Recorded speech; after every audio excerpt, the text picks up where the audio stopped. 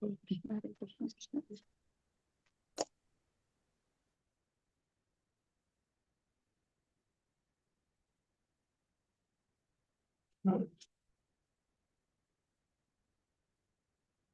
కృష్ణ అందరికి. ఈరోజు షార్ట్ భాగవతం క్లాస్కి ఇస్కాన్ శ్రీ శ్రీ రాధా గోవింద ఆలయం తరపున స్వాగతం సుస్వాగతం. ఓం నమో భగవతే వాసుదేవాయ. ఓం నమో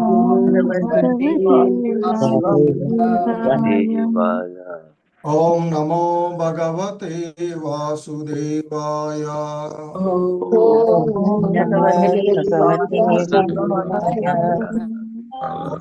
నమో భగవతే వాసుదేవాయ.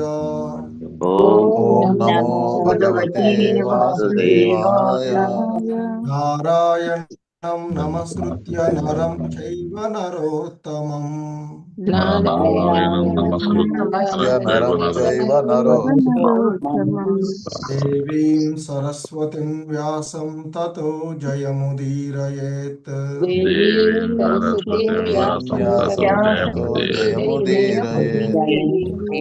నష్టప్రాయేష్వభద్రేషు నిత్యం భాగవత సేవయా. భాగవత సేవయా. భగవతి ఉత్తమ శ్లోకే భక్తిర్భవతి నైష్టికీ. భగవతి ఉత్తమ శ్లోకే భక్తిర్భవతి నైష్టికీ. హరే కృష్ణ. శ్రీమద్ భాగవతము మొదటి స్కందము, అందులో 3వ అధ్యాయమైనటువంటి శ్రీకృష్ణ భగవానుడే సర్వ అవతారాలకు మూలము అనేటువంటి ఈ అధ్యాయంలో ఆ భగవంతుని యొక్క వివిధ అవతారాలను గురించినటువంటి విషయము అంటే వివరణ మనము ఇక్కడ చూస్తూ ఉన్నటువంటిది. సో ఆ క్రమంలోనే ఇక ఆ భగవంతుడి యొక్క వివిధ అవతారాలలో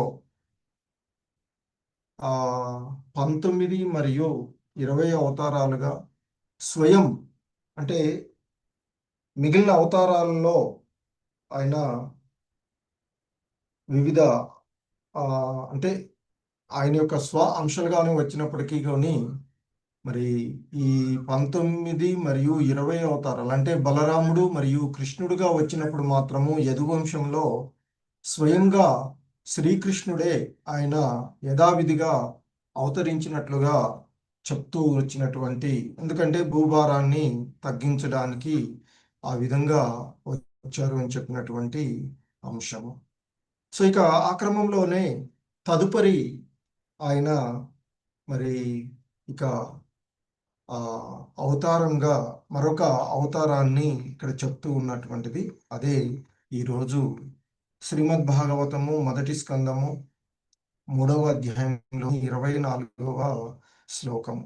తత కలౌ సంప్రవృత్తే సమ్మోహాయ సురద్విషాం బుద్ధో నాంచన సుతః కీకటేషు భవిష్యతి.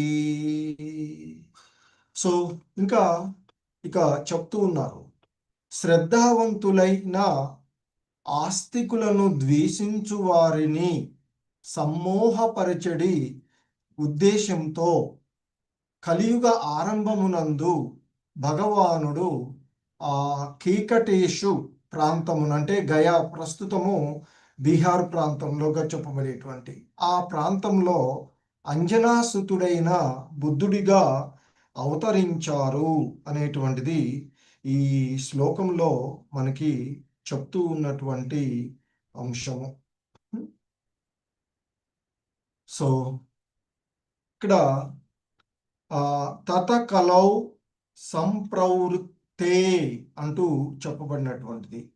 అంటే తత అంటే తదుపరి, అంటే ఆ భగవంతుడు ద్వాపర యుగ అంతంలోను మరి ఆయన స్వయం కృష్ణుడు అలాగే బలరాముడుగా అవతరించినటువంటి తదుపరి ఈ కలియుగము ప్రారంభమవుతూ ఉన్నటువంటి సందర్భంలో, అంటే ఇప్పటి నుండి దాదాపుగా, అంటే యాక్చువల్గా మనకి వ్యాసుల వారు భాగవతాన్ని 5,000 సంవత్సరాలకు పూర్వము రచించారు. అయితే బుద్ధుడు ఆ గయా ప్రాంతంలో అవతరించినటువంటిది దాదాపుగా 26,100 సంవత్సరాలుగా చెప్తూ, అంటే దాదాపుగా మనకి 20 ఇది. సో కాబట్టి అంటే అంత తేడా ఉన్నటువంటి, అంటే మనకి శ్రీమద్ భాగవతము ఒక ప్రామాణికమైనటువంటి గ్రంథం అనేటువంటి విషయాన్ని ఇక్కడ మనం తెలుసుకునేటువంటి ఇది ఇక్కడ మనకి చెప్తూ ఉన్నటువంటిది. ఎందుకంటే ఆయన రాసిన తదుపరి ఇక్కడ వ్యాసుల వారు దీన్ని 5,000 సంవత్సరాలకు పూర్వం ఆయన రచిస్తే దాదాపుగా 2600 సంవత్సరాలకు పూర్వము ఈయన అవతరించినటువంటిది. సో ఎందుకు మరి భగవంతుడు బుద్ధుడుగా అవతరించారు అనేటువంటి ముఖ్య ఉద్దేశాన్ని కూడా శ్లోకంలో చెప్పబడుతూ ఉన్నటువంటిది. తత కలౌ సంప్రవృత్తే, తదుపరి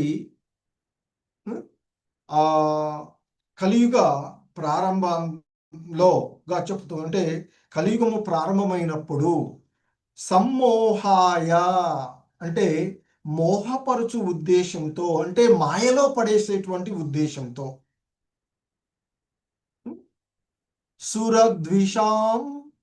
సురద్విషాం దేవతలను ద్వేషించేటువంటి వారిని. ఎందుకంటే ఇక ఆ సమయంలో ఆయన అవతరిస్తూ ఉన్నటువంటి సమయంలో మితిమీరినటువంటి విధి. సో భగవంతుని పేరు చెప్పుకుంటూ అహింస ఎక్కువగా, అంటే ఈ హింసాయుతమైనటువంటి పరిస్థితి ఎక్కువగా జరుగుతూ ఉన్నటువంటిది. మరి ఆ జంతువధ మరి అతిగా జరుగుతూ ఉన్నటువంటి సందర్భాలలో మరి ఇక ఆ వాస్తవానికి ఆయన ఆ బుద్ధుడు అనేటువంటి నామంతో అంజన అనేటువంటి వ్యక్తికి పుత్రుడుగా ఆ కీకట దేశంలో, అంటే ప్రాచీన ప్రాంతం బీహార్ ప్రాంతంగా చెప్తూ ఉంటుంటారు. సో ఆయన అవతరించాడు అని చెప్తున్నారు. ముఖ్యంగా ఈ కలియుగము ప్రారంభమైనప్పుడు దేవతలను ద్వేషించేటువంటి వారు, అంటే అధర్మ మార్గంలో ఉన్నటువంటి ప్రజలను మోహపరచడానికి అంజనాపుత్రుడైనటువంటి బుద్ధుడుగా కీటక దేశంలో ఆయన అవతరిస్తాడు అంటూ శ్రీమద్ భాగవతము మనకి చెప్పినటువంటిది. మరి ఎందుకు ఆ భగవంతుడు ఈ బుద్ధ అవతారంలో అవతరించారంటే అధర్మంలో ఉన్నటువంటి వారిని మోహపరచడానికి అనేటువంటిది ముఖ్యంగా ఇక్కడ మనకి చెప్పబడుతూ ఉన్నటువంటిది. ఎందుకంటే ఆ వేద విరుద్ధ యజ్ఞాలలో పాల్గొంటున్నటువంటి వారిని నిలిపివేయడానికి, ఆ వేద యజ్ఞాలు అనేటువంటి పేరుతో ప్రాణిహింస చేస్తూ ఉన్నటువంటి, ప్రాణిహింస జరుగుతూ ఉన్నటువంటి దాన్ని నిలిపివేయడానికి మరి ఇక్కడ ఆయన అవతరించినటువంటిది. సో కనుకనే ఆయన అహింసను బోధించి దయా కరుణా మార్గాన్ని చూపించి హింసాత్మకమైనటువంటి యజ్ఞాలను నిరోధించాడు అనేటువంటిది మనకి ఇక్కడ చెప్పబడుతూ ఉన్నటువంటిది. బుద్ధుడు ఇక్కడ స్వయంగా భగవంతుని యొక్క అవతారమే అనేటువంటిది ఈ శ్లోకం ద్వారా మనకి తెలుస్తూ ఉన్నటువంటిది. మరి నాస్తికులైనటువంటి వారందరూ బుద్ధుని రూపంలో ఉన్న భగవానుని విశ్వసించున్నట్లుగా చేయబడ్డరి. సో ఆ విధంగా కూడా, అంటే నేను వేదాలు నమ్మట్లేదు, దేవుణ్ణి చేయట్లేదు అనేటువంటి భావనతో ఎవరైతే మరి నాస్తికులుగా ఉన్నారో వాళ్ళందరూ కూడా మళ్ళీ స్వయం ఆ భగవంతుని యొక్క అవతారమైనటువంటి బుద్ధుని నమ్మి బుద్ధుని యొక్క మార్గంలో మరి చేశారు. సో ఇదే ఆ బుద్ధదేవుని యొక్క కరుణ అనేటువంటిది. సో అంటే ఆ విధంగా వాళ్ళు కూడా నాస్తికులుగా ఉన్నటువంటి వాళ్ళు ఆస్తికులుగా మార్చబడ్డారు అనేటువంటిది మరి ఇక్కడ చెప్పబడుతూ ఉన్నటువంటిది. ముఖ్యంగా బుద్ధ అవతారము పూర్వము జరుగుతూ ఉన్నటువంటి జంతువధ అనేటువంటి సమాజంలో ఉన్నటువంటి సర్వసాధారణమైనటువంటి విషయమై ఉన్నటువంటిది. దాని నుండి అంటే అటువంటి జంతువధ కార్యమును జనులు వైదిక యజ్ఞ కర్మలుగా పేర్కొనొచ్చు, యజ్ఞాల్లో ఉన్నవి అని చెప్తూ ఆ విధంగా చేస్తూ ఉన్నటువంటి పరిస్థితులను దాని నుండి ఆయన మరి ఆ ముఖ్యంగా వేద వాస్మయ మూర్ఖ పండితులు మరి నిక్కంగా మోహపరవశులు అయినటువంటి వాళ్ళు వాటి నుండి బయటపడేయడానికి మరి వాస్తవానికి మనకి భగవద్గీతలో చెప్పబడుతున్నట్లుగా వేదైచ్చ సర్వరహమేవ వేద్యో అంటూ చెప్తుంటారు. మరి శ్రీకృష్ణుని గూర్చి, జీవుని గూర్చి, విశ్వాన్ని అంతటిని కూడా సంబంధాన్ని గూర్చి మనకి వేద వాజ్మయం ఉన్నది.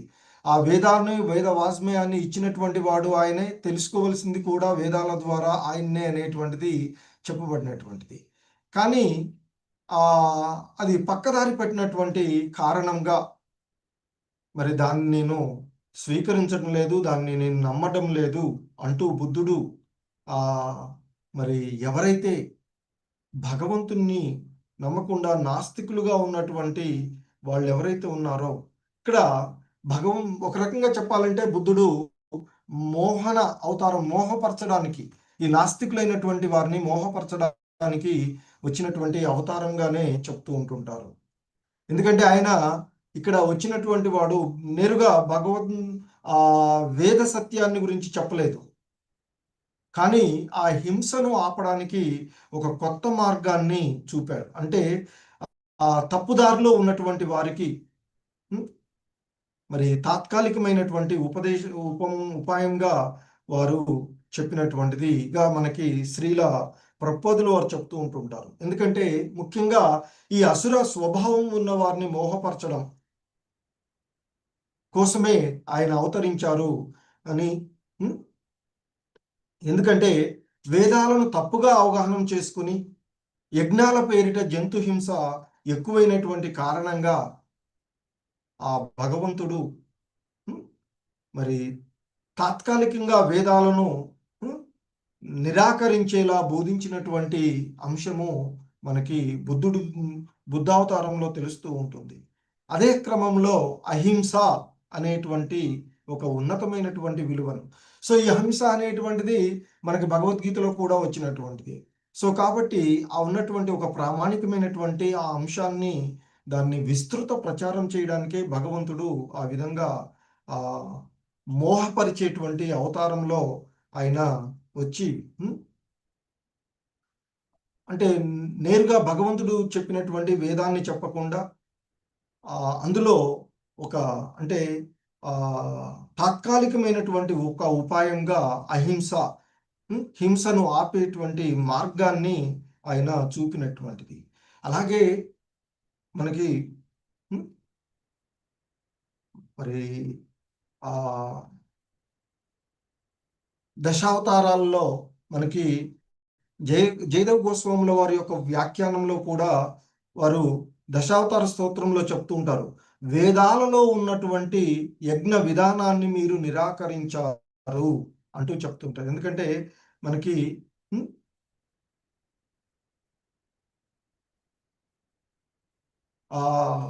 చెప్తుంటారు దాంట్లో నిందాసి యజ్ఞ విదేర్ అహహ శృతి జాతం అంటూ చెప్పబడినాడు. అంటే వేదాల్లో ఉన్నటువంటి యజ్ఞ విధానాన్ని నిరాకరించినటువంటి అవతారంగా బుద్ధుడుగా మీరు అవతరించారు.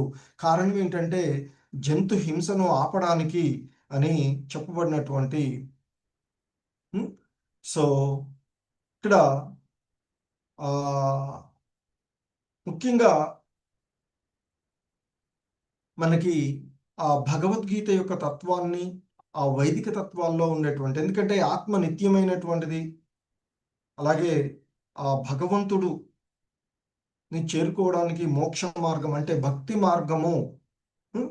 ఎందుకంటే మనకి మామేకం శరణం వ్రజ అహం త్వాం సర్వపాపిభ్యో అంటూ భగవద్గీతలో చెప్పబడినటువంటి అంశాలు. సో ఆ విధంగా ఆయన సర్వజీవ సౌభ్రాతృత్వము, శాంతి, న్యాయము, సమానత్వం వంటి మరి పెద్ద పెద్ద మాటలు పలికేటువంటి తమ జ్యేష్ఠ సహోదరులైనటువంటి మానవుల నుండి మూగజీవులను రక్షించుటకు వేదములను నిరసించుటలో ప్రయోజనమై ఉన్నది. ఎందుకు మరి ఆయన జయదేవ్ గోస్వాముల వారు చెప్పినట్లుగా వేదాలను ఆయన మరి నిరసించారు అంటే ముఖ్యమైనటువంటి ప్రయోజనము ఇక్కడ ఆ మూగజీవుల యొక్క రక్షణ కొరకు. ఎందుకంటే సర్వజీవుల్లో సౌభాతృత్వం, ఇక్కడ సర్వజీవుల్లో భగవంతుని యొక్క అంశంలో శాశ్వతమైనటువంటి ఆత్మతత్వాన్ని దర్శించుకున్నటువంటి కారణంగానే ఆయన ఆ విధంగా మూగజీవులను రక్షించడానికి వేదములను నిరసించినటువంటిదిగా బుద్ధుడు అవతారం చెప్తూ ఉంటుంటారు. సో మరి జంతువధ జరిగినప్పుడు ఎట్టి న్యాయమును ముందుకు రాదు కనుకనే బుద్ధుడు దానికి సంపూర్ణంగా ఆపివేయగోరారు. ఆ కారణంగానే అతడు అహింసా సిద్ధాంతాన్ని భారతదేశమునందే కాకుండా ఇతర దేశాలలో కూడా వ్యాపింప చేశారు అని చెప్తూ ఉంటుంటారు. సో మరి అయితే ఇక్కడ మరి బుద్ధుడు ప్రచారం చేసినటువంటి ఆ అంశాలలో ఆ భగవాన్ యొక్క అస్తిత్వమును అంగీకరింపని కారణమున, అలాగే వేద ప్రమాణమును నిరసించినట్టు కారణంగా బుద్ధుని తత్వాన్ని నాస్తికవాదంగానే పిలువబడుతుంది అని. ఎందుకంటే అది ఒక రకంగా చెప్పాలంటే భగవానుని యొక్క రహస్య కార్యమే అయి ఉన్నటువంటిది. బుద్ధుడు నిజానికి విష్ణు భగవాన్ యొక్క అవతారమే. స్వయంగా తానే వేదాలను విస్తరింపజేసి ఉన్నందున మరి అతడు వాటిని నిరసించేటువంటి అవకాశమే లేదు. కాకపోతే ఏంటంటే తాత్కాలికంగా కొన్ని సందర్భాలలో మనకి కురుక్షేత్ర యుద్ధంలో కానీ కొన్ని సందర్భాల్లో ధర్మరాజు చేత శ్రీకృష్ణ భగవానులు కొన్ని పలికించినటువంటి అంశాలుగా కానీ మనము భావించవచ్చు. సో అయితే ఇక్కడ మరి శ్రీల ప్రభుపాదులు వారు చెప్తుంటారు. దానికంటే ముందు ఇక్కడ మనకి బుద్ధుడు ప్రచారం చేసినటువంటి అహింసా సిద్ధాంతం నందు జనులు మక్కువను చూపుతున్నారనుట ముదాహదమైనప్పటికీ కూడా మరి ఇక జంతు కళేబరాలను వారు సంపూర్ణంగా మూచివేయగలరా లేదా అదే కానీ సో అహింస సిద్ధాంతమునకు ఎటువంటి అర్థమే లేదు అనేటువంటిది ఒకటి మనకి ఇక్కడ శ్రీల ప్రభుపాదులు వారు క్వశ్చన్ చేస్తూ ఉన్నటువంటిది. అలాగే ఇంకొకటి కూడా చివరిలో భాష్యంలో ఆయన చెప్తూ ఉంటుంటారు, మనకి శ్రీమద్ భాగవతము బుద్ధుని గురించి భవిష్యత్తు చెప్పబడినది. దీని ద్వారా మనకి మరి శ్రీమద్ భాగవతంలో ఉన్నటువంటి ఈ అంశం ద్వారా భాగవతమే ప్రామాణికమైనటువంటి నిదర్శనము. ఎందుకంటే అది భవిష్యత్ విషయాలపైన కూడా అనేక విషయాలలో ఒక్కొక్కటిగా అందులో నిరూపితమవుతూ ఉన్నాయి. అలాగే తప్పు కావించుట, భ్రాంతికి లోనవుట, మోస స్వభావము, అసంపూర్ణత వంటి బద్ధజీవుని ఎందలి 4 ముఖ్య దోషములు లేశమాత్రములైన లేనటువంటి శ్రీమద్ భాగవతం యొక్క ప్రామాణికత ఎనున్నది వాటి ద్వారా సూచితమగుచున్నది. ముక్త జీవులు అటువంటి దోషము నుండి దూరులై ఇందురు కనుకనే భవిష్యత్తులో జరగనున్న విషయాలను వారు దివ్య దృష్టితో గాంచి భవిష్యత్తును పలకగలరు అంటూ భవిష్యవాణిని చెప్పినటువంటి వ్యాసుల వారు చెప్పినటువంటి విషయాన్ని ఇక్కడ ఆయన మనకి తెలియచేస్తూ ఉన్నటువంటిది. హరే కృష్ణ. జగద్గురు శ్రీల ప్రభుపాద్కి జయ. సో ఇది ఈరోజు మనము చూస్తూ ఉన్నటువంటి శ్లోకము. బుద్ధావతారం యొక్క ముఖ్య ఉద్దేశ్యము. సో బుద్ధుడు కూడా భగవంతుడు. కాకపోతే ఇక్కడ మనకి ఆయన గురు పరంపరను కానీ అంతకు ఉన్నటువంటి వేదాలను కానీ భగవద్ ధర్మాన్ని కానీ ఇది చేయని కారణంగా ఆయన్ని వైష్ణవులు కానీ ఇతర సాంప్రదాయాలలో ఆయన భగవంతునిగా అంగీకరించి ఆయనకి చేసేటటువంటి విషయాన్ని మనము ఈ ఉండదు అన్నటువంటిది. హరే కృష్ణ.